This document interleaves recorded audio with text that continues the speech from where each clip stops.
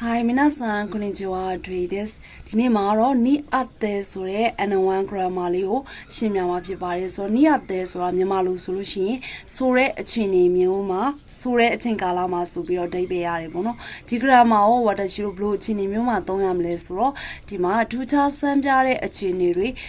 ခက်ခဲတဲ့အချိန်တွေကိုအလေးပေးပြီးတော့ပြောချင်တဲ့အခါမှာဒီ grammar ကိုသုံးတာဖြစ်ပါတယ်ဥပမာဆိုလို့ရှိရင်ပေါ့နော်စီးပွားရေးကြာဆင်းနေတဲ့အချိန်နေမျိုးမှာကောင်လေးရဲ့စီးပွားရေးလုပ်ငန်းကအောင်မြင်သွားခဲ့တယ်အဲ့လိုဆိုလို့ရှိရင်ဒါသူအောင်မြင်သွားခဲ့တယ်ဆိုတာတာမန်အချိန်မှာအောင်မြင်တာမျိုးမဟုတ်ဘဲနဲ့စီးပွားရေးကျဆင်းနေပါတယ်ဆိုတော့အထူးချက်တဲ့အခြေအနေကြီးထဲမှာအောင်မြင်နေဆိုတာကိုအလေးပေးဖို့ပြချင်တာဖြစ်တဲ့အတွက်ကြောင့်မလို့အဲ့လိုအခြေအနေမျိုးမှာဆိုရင်ဝတရှိတို့နေရာတဲကိုသုံးပါတယ် Okay ဆိုတော့သူ့ရဲ့ရှင်မှာဘာတွဲလဲဆိုလို့ရှိရင်မေးရှိနောင်တွဲပါတယ်ဆိုတော့一番Ray ဘုံပေါ့နော်一番ကိုဖတ်ကြည့်ပါမယ်ဒီမှာဆိုရင်ရာခုသားဝါတဲ့ခန်းစုချင်းရတဲ့ခိုဘုန်နီ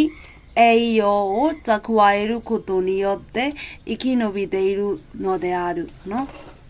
ဒီမှာဆိုရင်ရာခုသားဆိုတာကကလအုပ်တွေကိုပြောတာပါခန်းစုကြီးဆိုတာ6တွေ့တဲ့ဒေတာပေါ့နော်ခိုဘူးဆိုတာကကျတော့ဒီကလအုပ်တွေနောက်မှာရှိအဖူကြီးကိုပြောတာပေါ့နော်ဒါဆိုတော့ကလအုပ်တွေကတဲ့ဒီ6တွေ့တဲ့ဒေတာတွေမှာပေါ့နော်ခိုဘူးဆိုတာကသူတို့နောက်မှာရှိတဲ့ဒီအဖူကြီးထဲမှာပေါ့နော်အဲ့ရောဆိုတာအစအာဟာရတွေကိုတကွာရဲခုတူနေရတဲ့တူလောင်ချရာဖြစ်ဘာဖြစ်လဲဆိုရင်အီကီနိုဘီတေရုနော်တဲ့အတဲ့အသိရှင်စစ်လက်ပြီးတော့အသိရှင်နေထိုင်နိုင်ကြတယ်ပေါ့နော်ဒါဆိုခန်းဆိုးကြီးဆိုရဲဒီလိုမျိုးခိခဲတဲ့အခြေအနေမျိုးခိခဲတဲ့နေရာဒေသမှာဆိုတာတော်တော်တန်တဲ့တလိမ့်ဆန်နေဆိုတာမနေနိုင်ဘူးလေနော်ဒါပေမဲ့လို့လေဒီရာကူဒါဆိုရဲကလောတွေကဒါနေနိုင်တယ်ပေါ့ဒီလိုနေရာမျိုးမှာဆိုတော့အလေးပေးပြောချင်တာဖြစ်တဲ့အတွက်ကြောင့်မလို့ဒါနေရာတဲကိုသုံးထားဖြစ်ပါတယ်နိဗ္ဗာန်မှာတော့ဆိုလို့ရှိရင်မဲကြီးတိုင်းတော့ဟာကြည့်မယ်日本はまさに発展途上期にあってみんな生き生きとしていたမေဂျီခေပေါ့နော်မေဂျီခေအစပိုင်းမှာဆိုလို့ရှိရင်တဲ့နီဟွန်ကဂျပန်ကပေါ့နော်မာစာနီတကယ်ကိုပဲဟာတန်ဆိုတာဖွံ့ဖြိုးတိုးတက်တာဟာတန်တူကြောဆိုတာဘာလဲဆိုရင်ဒါလန်ခုလက်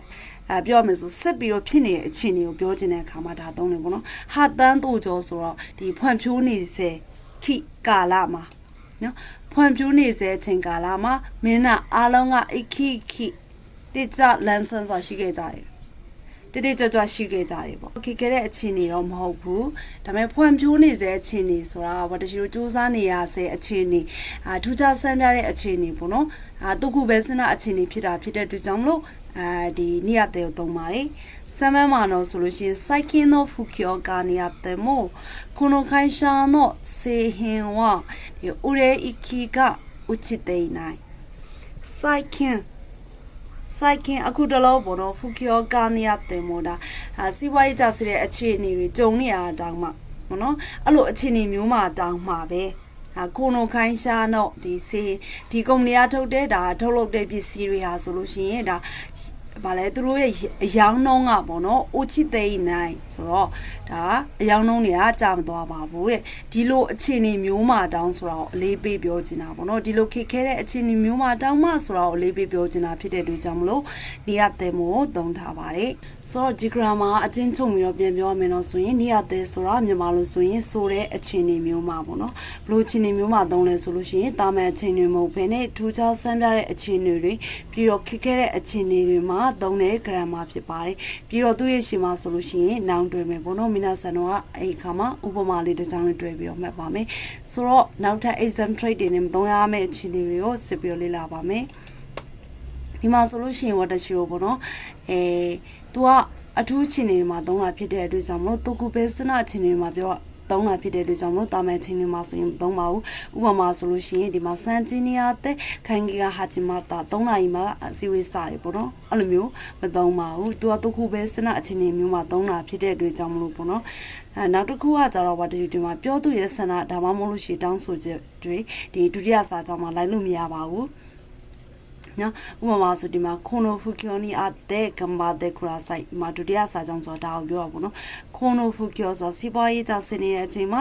ကြိုးစားထားပါအတင်းထားပါအဲ့လိုတွားပြီးတော့သုံးလို့မရပါဘူးဒီနေရာမှာဘာလို့ချင်နေညာလို့ချင်နေလို့ဘာလို့ပေးပါလို့အစာရှိတဲ့ဖြင့်သုံးလို့မရပါဘူးโอเคနောက်တစ်ခုက exam trade တွေကိုတွားပါမယ် trade 1မှာတော့ဆိုလို့ရှိရင်ရှေ့ရနိုင်ခက်ခဲတဲ့အခြေအနေတွေဖြစ်ရပါမယ်ဥပမာဆိုလို့ရှိရင်ဒီမှာဖူကီယိုတို့ဟီဂျော်ဂျီတို့နောက်တစ်ခုကကျတော့ဒိုင်းရှင်းဆိုင်ပေါ့နော်ဒါဆိုလို့ရှိရင်ဆန်ဆူစစ်ပွဲတွေဒါဆို King QG ရေးပေါ်အခြေအနေတွေပြီးတော့ကျခွန်လန်းတော့ဒေါ်ကျော်ဆိုတာခက်ခဲတဲ့အခြေအနေအဲ့လိုမျိုးခက်ခဲတဲ့အခြေအနေကိုဖော်ပြတဲ့ဒီလိုစကားလုံးတွေပဲလိုက်ပါတယ်အဲ့လိုစကားလုံးတွေပါခဲ့ရင်နေရာတဲကိုစဉ်းစားမယ်ပေါ့နော်ဒီမှာဆိုရင်ဖူကီယောလို့ပါတယ်ဆိုတော့ဝတ်တရှိလို့ပါတယ်ဖူကီယောနာနီမိုရီယက်ကီကိုဒတ်စတေးလို့စီပွားရေးကြစင်းရဲ့အခြေအနေမျိုးမှာတောင်မှရီယက်ခီအကျိုးမြတ်တွေကထွက်ပေါ်နေတယ်ဆိုတော့ဗာလေဒီလိုချင်းနေဆိုတော့အလေးပေးပြောချင်တာဖြစ်တဲ့အတွက်ကြောင့်မို့နေရာတဲရွေးမယ်ပေါ့နော် track 2အနေနဲ့တော့ဆိုလို့ရှိရင်ဒီဝစ်ကြမှာလေဒီဝစ်ကြမှာဆိုရင်နောက်ကဝစ်ကြပေါ့နော်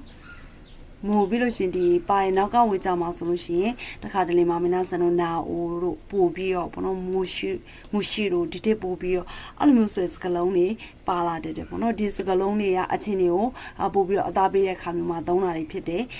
ဒါပြီးလို့ရှိရင် track 3မှာဆိုလို့ရှိရင်ဒီမှာနောင်နီယာတဲမို့တခါတလေမင်းသားစံတို့နောင်နီယာတဲလို့ယူနေမဟုတ်ဘဲနဲ့မို့ထည့်ပြီးတော့နောင်နီယာတဲမို့ဆိုပြီးတော့ပေးထားမျိုးလေးရှိရဘောနော် GAPD exam တော်တော်များများမှာတွေ့ရပါတယ်ဆိုတော့အဲ့လိုဆိုလို့ရှိရင်တော့အတိတ်ပဲဘယ်လိုဖြစ်သွားလဲဆိုရင်ဒီလိုခက်ခဲတဲ့အခြေအနေမျိုးမှာတောင်းမှဆိုရဲအတိတ်ပဲဖြစ်သွားပါတယ်တချို့ကျောင်းသားတွေကဆိုလို့ရှိရင်နီယိုယီတဲ့နဲ့နီယတဲ့မို့မှားနေပါတယ်နီယိုယီတဲ့ဆိုဝတ်တရှိတော့အနျူဆန်မှာသင်ခဲ့ရတဲ့ grammar ဖြစ်ပြီးတော့သူကကြတော့အချိန်နေရာတွေနိုင်မှတွင်ဝင်ဆိုတဲ့သဘောပေါ့နော်ဥပမာတိုကျိုမှာတို့ဒီပညာရေးနဲ့ပဲမှာတော့အခုလေးရှိခင်မှာအဲ့လိုမျိုးပြောချင်နေဆိုရင်တော့နီယိုရီတဲ့ကိုသုံးပြီးတော့တကယ်ဝတ်တရှိတော့ထူးခြားတဲ့အခြေအနေတွေကိုဖော်ပြချင်နေဆိုရင်တော့နီယတင်မို့သုံးပါတယ်ဆိုတော့ဒီဟာလေးကိုမှတ်ထားပါနီယိုရီတဲ့ဆိုရင်ဝတ်တရှိတော့နေရာနဲ့အချိန်ခါတွေကိုပြောရဖြစ်ပြီးတော့နီယတဲ့ဆိုတာတကယ်ထူးခြားတဲ့သူခုပဲစဉ်းစားအခြေအနေတွေကိုပြောရဲဆိုတာကိုမှတ်ထားပါဆိုတော့နောက်တစ်ခုဒီလေ့ကျင့်ခန်းလေးလုပ်ကြည့်ပါမယ်ဆန်ဆိုပေါ့နော်အပေါ်မှာဝတ်တရှိလို့ပြောထားပြီးဆန်ဆိုတော့ဗာလဲဒါခက်ခဲတဲ့အခြေအနေတွေကတခုမလားဆိုတော့အဖြစ်ထဲမှာဆိုရင်ဝတ်တရှိနေရတဲ့ကိုတွေးလို့ရှိရင်ဒါစဉ်းစားလို့ရပြီဒါပေမဲ့လို့ဒုတိယစာကြောင်းကဘတ်တိုင်းတို့ဘတ်တဲ့ခလာဆိုင်တို့ဖြစ်နေရဆိုလို့ရှိရင်တော့ဒါနေရတဲ့မဖြစ်နိုင်ဘူးပေါ့နော်ဒါပေမဲ့ဒီမှာကျတော့ဆန်ဆိုဆိုတာဒါစစ်ပွဲတွေဖြစ်နေတဲ့အချိန်လေးမှာတောင်မှဟိတိုဘီတို့လူတွေကဒီတုံးနဲ့တူကူညီပြီးတော့ပေါ့နော်အသက်ရှင်ငယ်ကြရေဆိုတော့တချို့ဘာတဲ့မလဲဆိုလို့ရှိရင်တခုပဲစဉ်းစားချင်းနေမုံလို့နေရတဲ့ကိုထည့်ပါမယ်ဒီမှာဆိုလို့ရှိရင်ဖူကီယောလို့ပေးထားရပေါ့နော်ဖူကီယောဆိုတာဝတ်တချို့တာမယ်ချင်းနေမဟုတ်ဘူးဒါစီးပွားရေးကြဆင်းနေတဲ့ဒါအခြေအနေကြီးပေါ့နော်အဲ့ဒါဖြစ်တဲ့အတွက်ကြောင့်တော့ဘာတဲ့မလဲနေရတဲ့ကိုထည့်ပါမယ်ဒုတိယစာကြောင်းမှာတော့ဝတ်တချို့ဘတ်တိုင်းတို့ဘတ်တဲ့ခူရာဆိုင်တို့လုံးဝထည့်လို့မရပါဘူးဆိုတော့ဒီနေ့ grammar လေးကတော့ဒီလောက်ပါပဲဝတ်တရှိရှင်းပြခဲ့တာကိုနားလည်မယ်လို့မျှော်လင့်ပါတယ်တကယ်လို့နားမလည်တာရှိလို့ရှိရင်လည်း comment မှာမေးခဲ့လို့ရပါတယ်ဆိုတော့နောက်ထပ်ဗီဒီယိုတွေမှာထပ်ပြီးတော့တွေ့ပါမယ်ကြာမသားနဲ့